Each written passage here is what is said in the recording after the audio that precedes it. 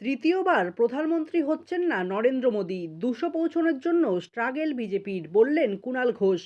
আগামী দিনে যখন দিল্লিতে বৈঠকে যোগ দিতে যাবেন মমতা বন্দ্যোপাধ্যায়, তখন যেন গোটা দেশের সাংবাদিকরা এবং রাজনৈতিক ব্যক্তিত্বরা যেন বুঝতে পারেন যে রাজধানীর বুকে বাংলার মুখ্যমন্ত্রী এলেন দেশের নতুন সরকার গঠনের লাঙল ধরতে।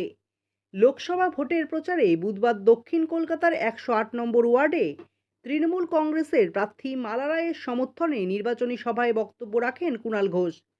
উপস্থিত ছিলেন পুরপিতা সুশান্ত ঘোষ ছাড়াও ওয়ার্ড প্রেসিডেন্ট এবং তৃণমূল কংগ্রেসের কর্মী সমর্থকেরা।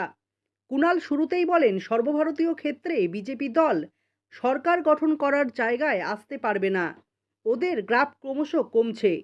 নরেন্দ্র মোদীর নমিনেশন ফাইল করার সময় চোখের জল ফেলাকে কটাক্ষ করে তিনি বলেন, আসলে মোদী বুঝে গেছেন তৃতীয়বার আর তার প্রধানমন্ত্রী হওয়া হচ্ছে না। বিজেপি এখন 200 পৌঁছানোর জন্য স্ট্রাগল করছে।